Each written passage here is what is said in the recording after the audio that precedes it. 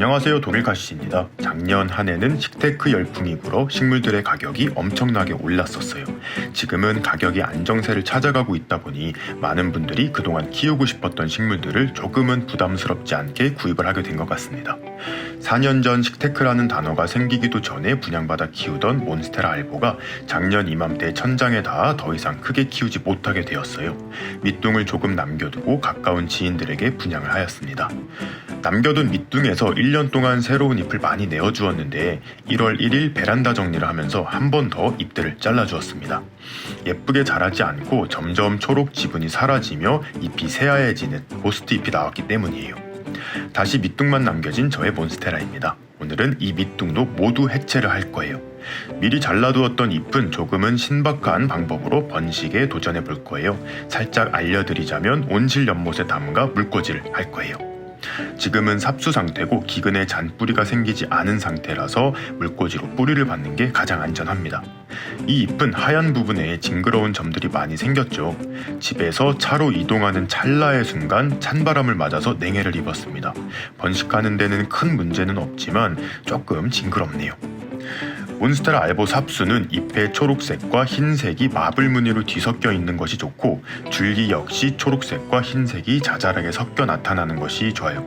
이렇게 잎이 완전히 하얗거나 초록 부분이 너무 적어진 부분은 번식에 실패할 확률이 높고 성공하더라도 바로 흰색 잎을 올리는 경우가 많아요.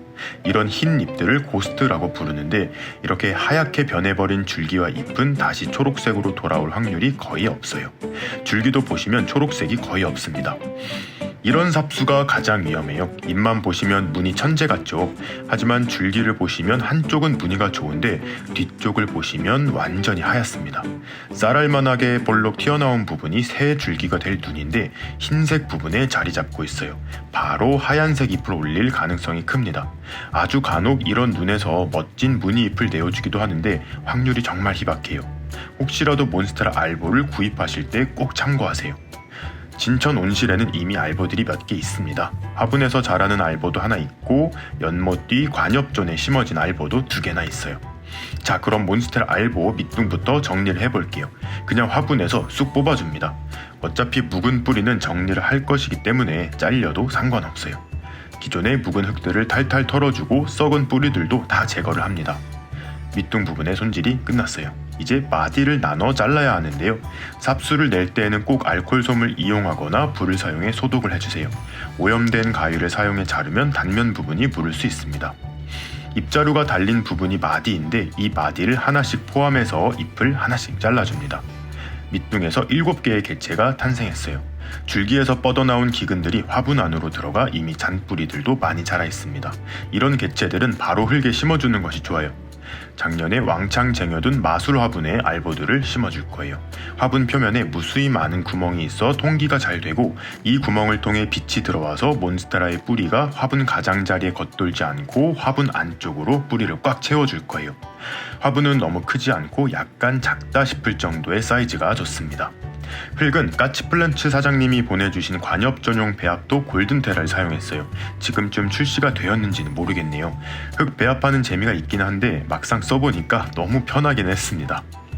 화분에 배합도를 조금 깔아주고 잔뿌리가 많이 난 알보 뿌리를 잘 집어넣습니다. 뱅글뱅글 돌리며 넣으면 쉽게 들어가요. 그리고 배합도를 채워주면 끝입니다. 잘라낸 줄기가 흙 속에 파묻히지 않고 흙 표면에 드러나는 것이 조금은 더 안전해요. 금세 7개 알보를 화분에 심었습니다. 삽수가 흔들리지 않아야 뿌리가 안정적으로 뻗어나므로 지지대를 세워서 삽수를 고정해줍니다. 물을 흠뻑 주었는데 보기만 해도 배가 부르네요.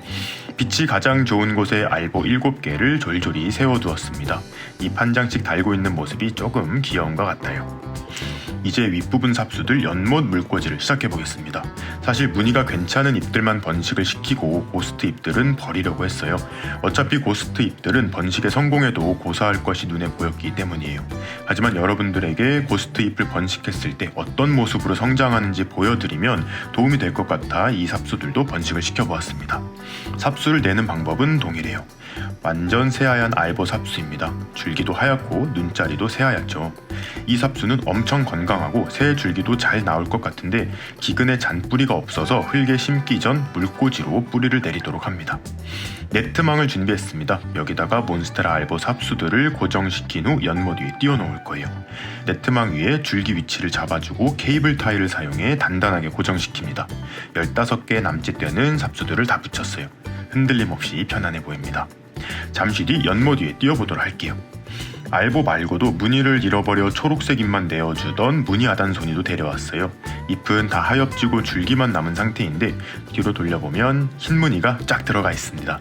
여기서 새순이 자라나오면 무늬 잎이 나올 확률이 조금 있어요. 그래서 이 줄기도 연못 위에 띄워놓을 거예요. 기근이 너무 짧은 상태라 수태를 덧대줘야 하는데 네트망은 구멍이 너무 커서 구멍이 작게 나있는 인테리어망을 덧대주었어요. 그 위에 수태를 얹은 후 무늬 아단소니 줄기를 통째로 올려놓습니다.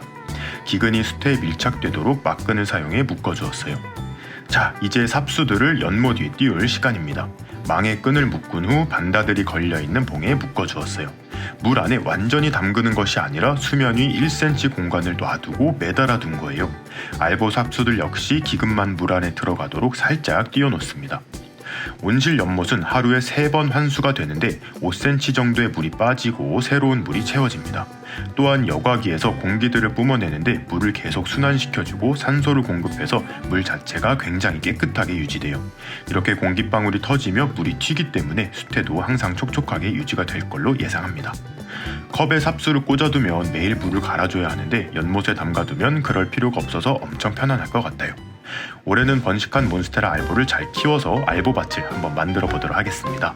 연못 물꽂이 근황도 종종 보여드릴 것을 약속드리며 오늘의 영상 마무리하도록 할게요. 그럼 오늘도 재미있게 보셨거나 도움이 되셨다면 구독과 좋아요 그리고 알림 버튼까지 눌러주시면 감사하겠습니다. 뿅.